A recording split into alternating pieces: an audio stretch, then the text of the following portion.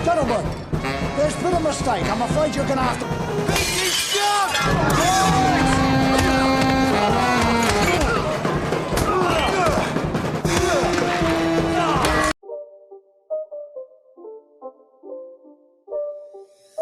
Halo guys, selamat datang kembali di channel Broview Series.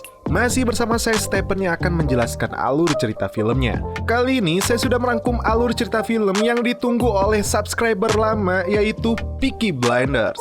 Sempat terhenti di season 1 dan sekarang kita akan melanjutkan masuk ke season yang kedua, episode pertama. Langsung saja, jangan berlama-lama. Sebelum masuk ke ceritanya, siapkan apa? Ya tentunya Kopai dan Utbray untuk menemani kalian dalam menonton alur cerita film ini. Dan sekarang kita masuk intro.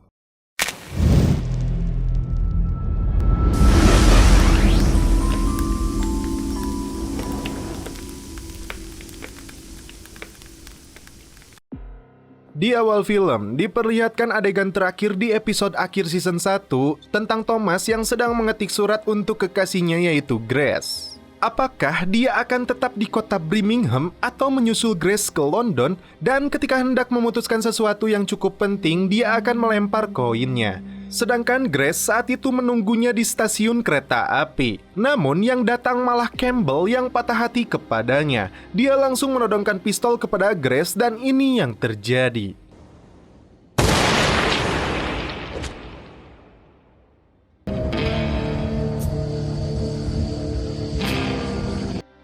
Dua tahun kemudian, dua orang wanita bercadar terlihat membawa kereta bayi. Mereka kemudian datang menuju bar Garrison milik keluarga Shelby. Dan tiba-tiba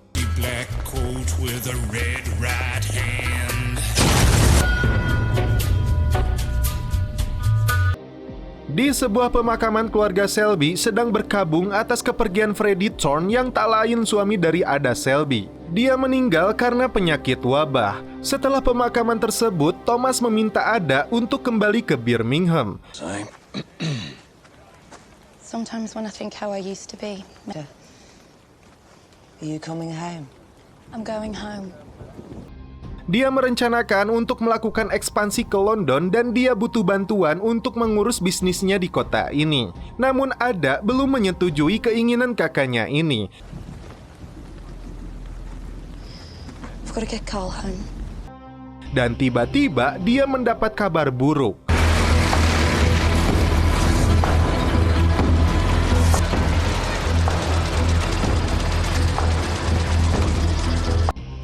Thomas dan Polly menyaksikan bar milik mereka hangus terbakar. Namun tidak ada wajah kesedihan yang terlihat bagi seorang gangster sejati.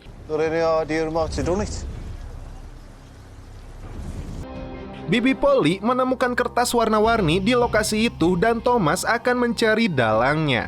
Dia pun datang ke lokasi kekuasaan kelompok Irlandia yang disebut Black Lion seorang diri dan masuk ke salah satu barnya. How's business otherwise, Mr. Shelby? Seorang anak kecil langsung memandunya. Gentlemen.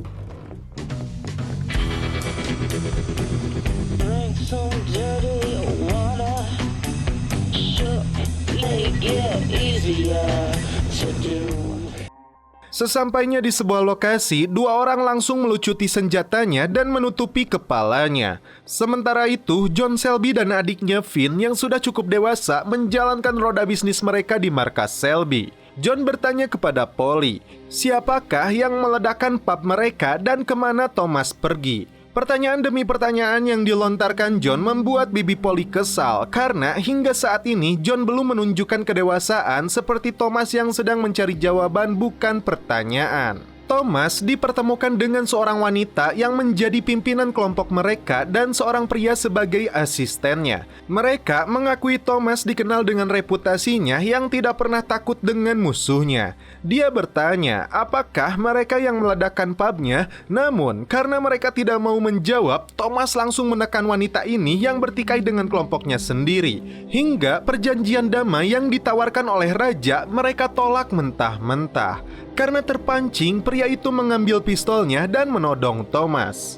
Dia tidak gentar dan mengancam wanita ini yang identitasnya ada dalam saku Thomas bernama Irena O'Donnell dan putra yang bersekolah di Harborne bernama Sean yang menggunakan penyangga besi di kakinya. Itulah kehebatan Thomas yang sudah meneliti musuh-musuhnya sebelum dia berhadapan dengan mereka. Hingga akhirnya wanita itu memaksa Thomas untuk menuruti perintahnya.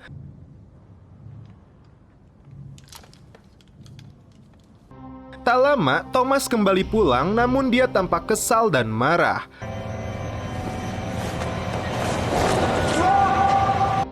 Kemudian Thomas memanggil kepala polisi di wilayahnya. Dia menyuapnya dan meminta wilayah Istal bersih dari polisi dengan waktu yang telah ditentukan dari tengah malam hingga pukul 4 pagi. Sebelum pergi, dia memberikan informasi gratis untuk Thomas.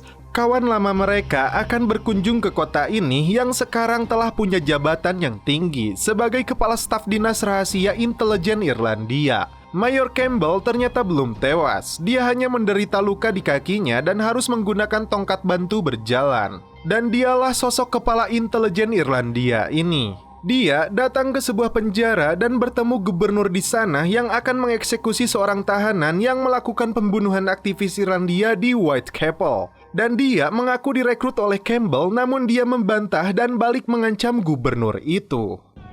Is that clear?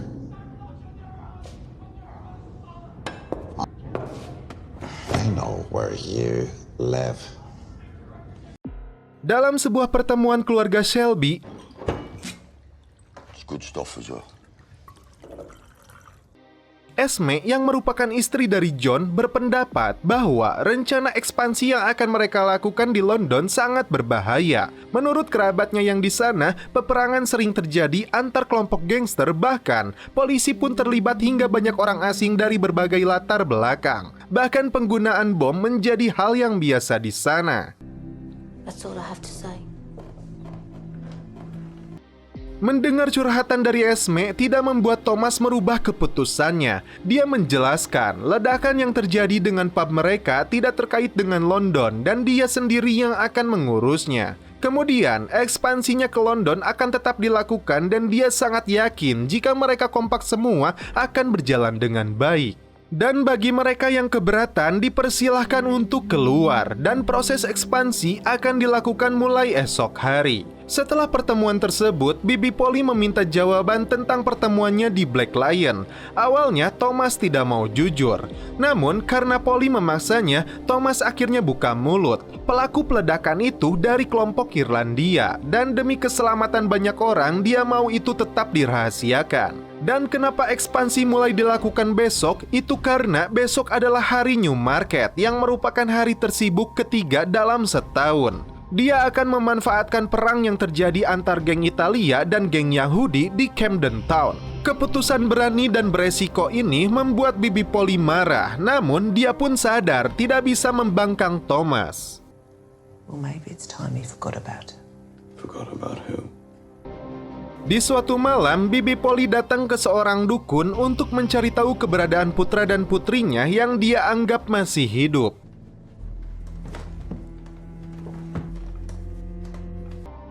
Terungkap saat mereka masih kecil, kedua anaknya dirampas oleh pihak gereja.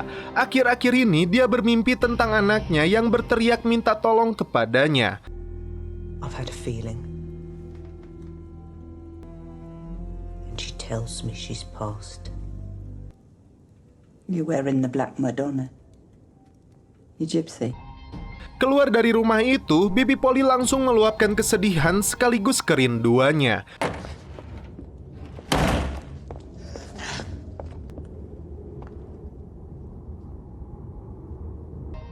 Begitupun Thomas, dalam hatinya dia masih memendam rindu dan sayang kepada Grace.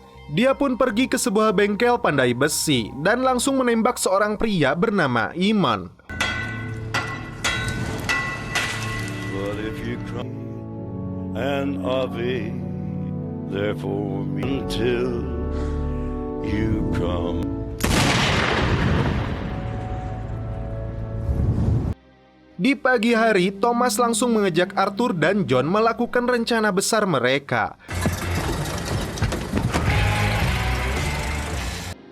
Sementara itu, Bibi Polly yang sedang galau kedatangan Esme. Rupanya dia mendengar informasi tentang Bibi Polly yang datang ke rumah dukun itu. Ternyata dukun itu penipu. Namun bukan itu yang membuat Bibi Polly khawatir. Namun tentang rahasia anak kandungnya yang tidak mau sampai Esme bocorkan kepada keluarganya. Tentu saja itu tidak akan dia lakukan karena punya kehormatan yang sama sebagai seorang wanita.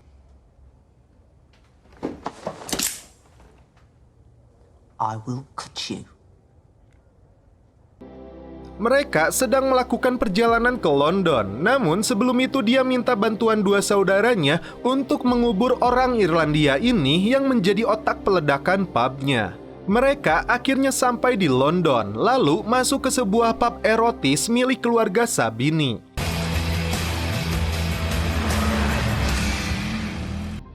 Seorang manajer pub ini meminta mereka untuk keluar karena ini wilayah selatan dan Thomas berasal dari wilayah utara. Tanpa perjanjian, mereka dilarang masuk ke tempat ini. Dan tiba-tiba Keep blinders.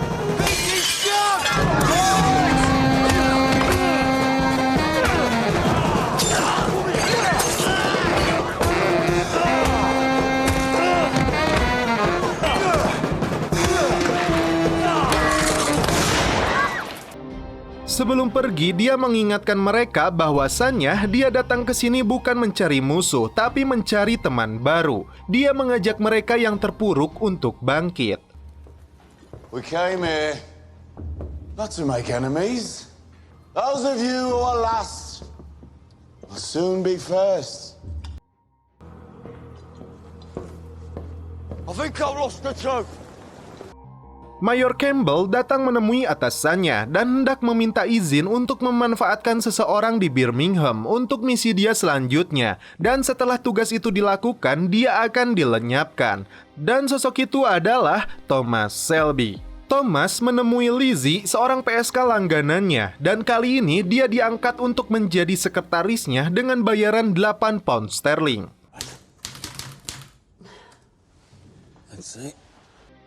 Aksi yang Thomas lakukan di London telah membuat keluarga Sabini geram dan mengirim telegram sebuah tantangan perang kepadanya.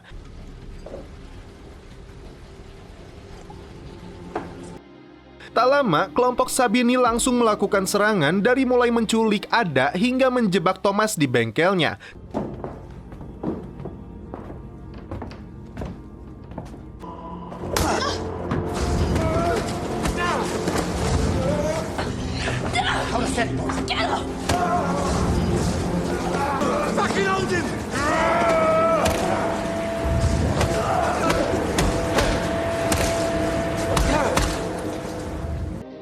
Kemudian memukuli Thomas hingga babak belur dan mencabut gigi emasnya.